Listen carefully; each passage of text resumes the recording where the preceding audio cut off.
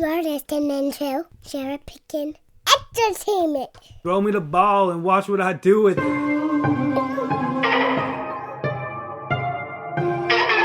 are now tuned into the CherryPickin podcast with your host, Andre Cherry.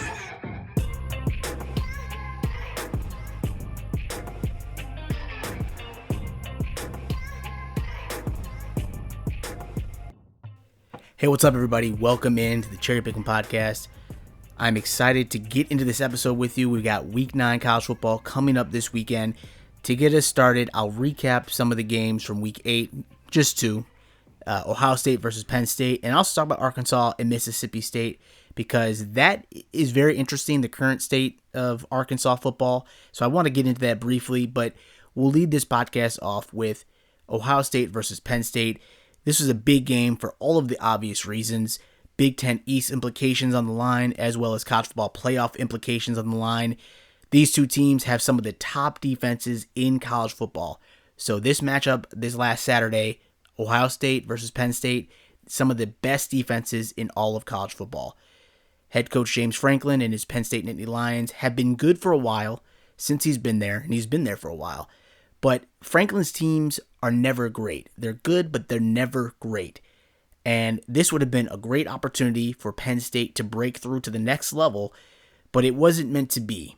Ohio State dropped Penn State by a score of 20-12 in a defensive battle that was close. That's pretty close, 20-12. But Penn State just couldn't seem to break through. In this game, Ohio State wide receiver, he's a stud, Marvin Harrison Jr., he had a big day on Saturday. He hauled in 11 catches for 162 yards and one touchdown in the Ohio State victory.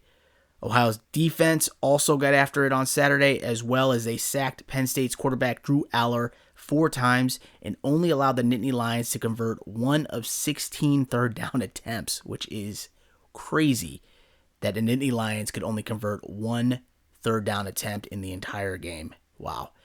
Penn State didn't drop too far in the rankings, even though they lost the game. They are currently ranked number 10, so they have an outside shot looking in at the playoffs. So they really do have a good chance to make it. They'll need some help from the other teams that are ranked above them, and they'll have that opportunity because we were talking just in the conference. Michigan, Ohio State, I believe they're ranked within one spot of each other. So depending on how that game goes, maybe somebody drops out with the loss, maybe not. But there are other teams within the top 10, within the top 9 that have an opportunity to hopefully play in to the playoffs or play themselves out. So Penn State is not too far away from where they need to be to make it to the playoffs. They have a very big test against Michigan later on in the season, but I don't want to overlook any of the other teams that are on the schedule right now, including Maryland or Rutgers. And I believe they travel to Maryland in a couple weeks here, but November 11th against Michigan is the biggest test for the Nittany Lions. If they can beat Michigan, they will have a way to play themselves into the playoffs, barring any other setbacks along the way. They need to remain undefeated the rest of the way, and they'll need to beat Michigan in order to have a shot of playing their way into the playoffs. But if we look at Ohio State, on the other hand, they should cruise the rest of the way until the big game against Michigan on November 25th. So Ohio State has done what it needed to do on its schedule. I wouldn't say it's the toughest schedule in the world, but when they had those big opportunities to go up against a Notre Dame or Penn State, they did not falter. They won those games, and that's what matters at the end of the day, those wins. Penn State is on the outside looking in. They need some help. But again, James Franklin is a good coach. He's a solid coach, but he's not a great coach. And hopefully at one of these points, hopefully against Michigan or next year, they have a chance to really break through that ceiling, but it wasn't meant to be this week against Ohio State. Then the other game that I want to talk about real quick here, Arkansas versus Mississippi State. The Razorbacks lost this game by a score of 7-3. They are now 2-6 overall and winless in the SEC at 0-5. Arkansas has dropped the last 6 games, and as a result, on Sunday, the school announced that they had fired offensive coordinator and quarterbacks coach Dan Enos, effective immediately. Enos was hired back in January. He led an offense that struggled to put together 2.9 yards per play. on Saturday. It was its worst performance since November 23rd, 2018, when the Razorbacks averaged 2.92 yards per play in a 38-0 loss to Missouri, which is a no-no. Arkansas and Missouri, they don't like each other. Arkansas is ranked 118th in the FBS in yards per game and 114th in rushing offense. So Arkansas is currently in the midst of its longest losing streak since 2019, when it lost 9 straight games and finished 2-10 and winless in the SEC.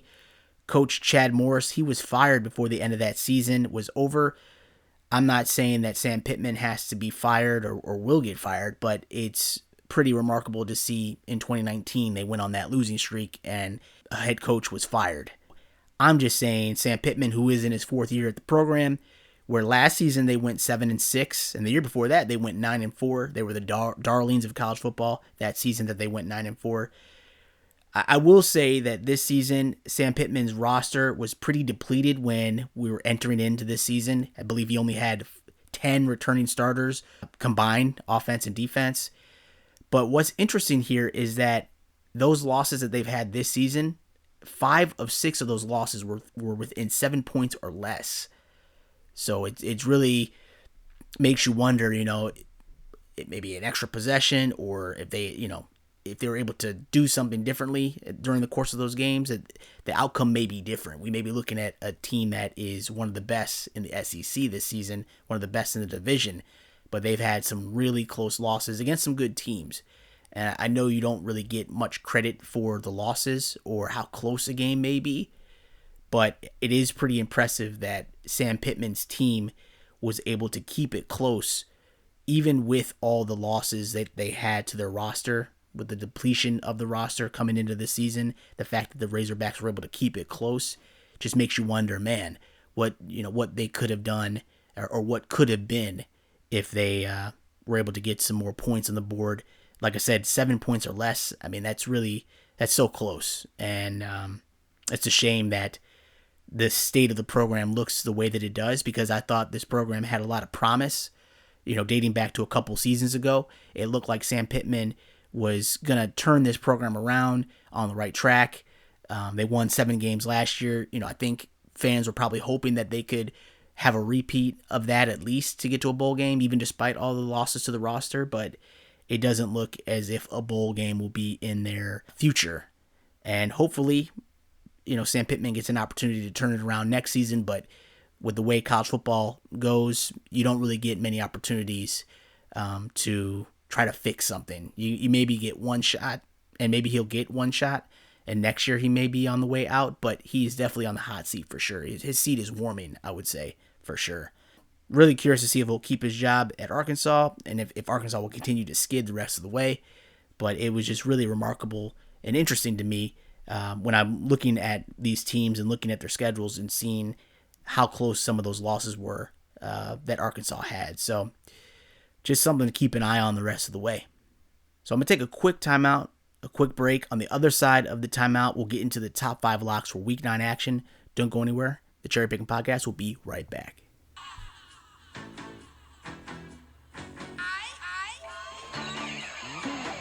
Are you a tackle football fan? Kick off your day with an episode of Colts Corner. A group of passionate Colts fans discuss the latest news around Indianapolis Colts football. You don't want to miss us. Follow us on Facebook, Colts Corner 1, and on Twitter at Colts_Corner 1, and all major podcast platforms. That includes Apple Podcasts, Stitcher, and Spotify. Basketball is back. And with that comes joy, tension, heartbreak, buzzer beaters, and elation. It's time to be courtside for every one of those moments, no matter where your team is playing. Short Court specializes in making replica and custom basketball courts for your home, office, sports cave to decorate your walls with all those memories. If you have a picture, we can recreate it. Featured in the 2021 UniWatch Holiday Gift Guide, short courts are made using real wood. We frame and give them an epoxy finish to protect the new centerpiece of your memorabilia collection. With previous customers including Northern Kentucky University, Southern Utah University, 19-9 Apparel, The Perimeter Podcast with Adam Morrison, and many more celebrating the careers and retirements of their coaches, it's time you visit shortcourts.com for more info and a gallery of our work, or you can send us an email, info@shortcourts.com. Be sure to find us on social media, just search for Short Courts. It's time to bring the home court home. Hey everybody, welcome back to the show. Now we're going to get into the top 5 locks for Week 9 action within the Power 5 conferences. These are straight up predictions that I make each week, and we'll kick this off with the ACC. I am taking Clemson over NC State. Yes, you heard me right. I'm taking the Clemson Tigers over the NC State Wolfpack. Both of these teams are currently 4-3, which seems very odd to say about Clemson, but that's just the reality of where this program is at these days. They dropped a tough one against Miami in double overtime last week. Meanwhile, NC State is coming off of a bye in which they got embarrassed by Duke the week prior, 24-3. I mean, it was a pretty bad beating. I know it was on the road, but still, it's Duke, and we shouldn't be losing to Duke 24-3. This is the worst loss the Wolfpack have suffered since, I believe, 1971, where they lost by a score of 41-13, which is embarrassing. And Duke was a much better program back then. And I'll give Duke their credit, like they're on the rise, but still, NC State shouldn't be losing to Duke in the way that it did, 24-3. That's pretty embarrassing. NC State has had issues at quarterback for a while, and I thought things would improve with Brennan Armstrong, but he hasn't really produced a spark for the team in the way that I thought he would. MJ Morris replaced Armstrong a couple weeks ago, but again, much of the same with him as well. Not being able to get into the end zone against Duke is not a good way for a head coach to keep his job.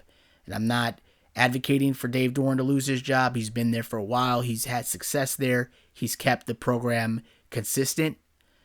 But it's just, we're ready for something else. We're ready to be competitive. We're ready to be that team in the ACC that is a perennial power in the conference. And I don't believe that, I'm not one of those people that believe that it can't happen. But I'm just saying, something's got to give. This is ridiculous. 24-3. And I get that Duke is good this season, but getting blown out against the Blue Devils is unacceptable. My heart wants to say NC State, but my mind just simply cannot allow it. So for that reason, I'm taking Clemson over NC State this weekend. In the Big Ten, I'm taking Nebraska over Purdue. I'm pulling for Nebraska to get to bowl eligibility with the games remaining on its schedule. They have a shot to do it. They need to take care of business against Purdue, though, in order to get there. I think this matchup against Purdue will be close, but I like rooting against the Boilermakers so I can see my friend Kyle Welker squirm a little bit. So I'm taking the Cornhuskers in this matchup at home against Purdue. In the Big 12, I'm taking Kansas State over Houston. K-State is coming off a dominating victory over TCU this past weekend, 41-3. Wildcats quarterback Will Howard threw for 3 touchdowns for that win, and he shared time with freshman Avery Johnson, who's supposed to be a stud in the waiting. He also had a touchdown in that game. Houston is coming off a tough loss to Texas, in which they outgained the Longhorns 392-360 total yards. That game truly came down to the wire. Texas ended up winning late, 31-24 over the Cougars. They had a big lead over Houston to start the game, and then the Cougars found a way back. So you got to give a shout out to Dana Holgerson and that whole team for not giving up. But it's depressing when you lose a game like that against Texas. Everybody loves Texas. They get all the media attention and whatnot, and to take them to the wire, that's impressive. It would have been a different story had they beaten them, for sure, but they couldn't get the job done. Both of these teams, Kansas State and Houston, they can compete, but I give the slight edge to Kansas State, who in my opinion has a stronger defense than Houston does. Kansas State can also produce points in a multitude of ways and at will. So I'm taking Kansas State over Houston in the Big 12. In the Pac-12, I'm taking UCLA over Colorado. I went back and forth on this prediction, if I'm being honest, because while I think that Colorado can compete with UCLA offensively, I don't trust Deion Sanders and his Buffalo defense to not break against the Bruins. Their embarrassing loss to Stanford a few weeks ago exposed a lot of Colorado's weaknesses on the field and also on the sideline. I think this game has a chance to be close, but again, I think Colorado will be playing catch-up in order to hang close with UCLA. So for that reason, I'm taking UCLA over Colorado in the Pac-12. And then in the SEC, I'm taking Georgia over Florida. I think Georgia wins big against the Gators this weekend. Georgia has won 5 of the last 6 meetings between the Gators, while 8 of the last 9 matchups have been decided by double digits. Florida has been underwhelming this season, even though they've only lost 2 games. It's the way that they lose that really sticks out to me. So, for instance, in their loss to Kentucky a few weeks ago, the defense gave up 329 yards. 329 yards to the Kentucky running backs, including sensational Ray Davis, who racked up 280 of those yards with 3 touchdowns. I just think Georgia wins big this weekend, and I feel like Florida is a team that once they're down, they don't have that fight in them to come back or to respond. I just feel as if once the, what's the saying? Like when the rough gets going. Actually, I can't think of the saying, but you know what I mean. Like when times are down, their chips are down, Florida doesn't find a way to fight back, or at least I haven't seen it much this season. I just feel like their will to win and their will to survive is just not there. And I think if Georgia gets a big lead over the Gators, I just think it'll be too much for the Gators to overcome that mental block to keep it close. So for that reason, I'm taking Georgia, and I'm taking Georgia to win big. So let me run that back for you one more time. My top 5 locks for Week 9 action: in the ACC, Clemson over NC State; in the Big 10, Nebraska over Purdue; in the Big 12, Kansas State over Houston; in the Pac-12, UCLA over Colorado; and in the SEC, Georgia over Florida. And real quick before we get out of here, there's some big games this weekend. We've got number 20 Duke versus number 18 Louisville, a big-time matchup in the ACC. We've got in the Pac-12, number 8 Oregon versus number 13 Utah. I really like how Utah plays football. I like how they seem like a complete team. Oregon can score points in a hurry.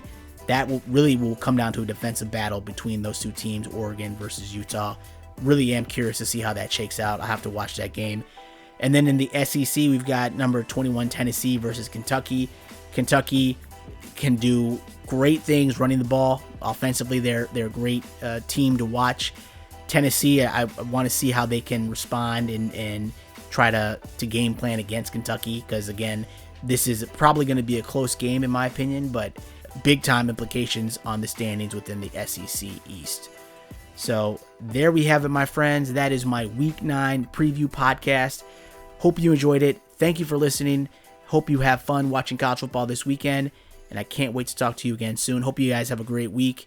Take care, everybody. Have a good one. Peace. I just feel as if once the, what's the saying? Like when the rough gets going. Actually, I can't think of the saying, but you know what I mean. Thank you again for tuning into my CherryPickin podcast. If you enjoyed this episode, please feel free to subscribe to my show and drop me a rating on Apple Podcasts.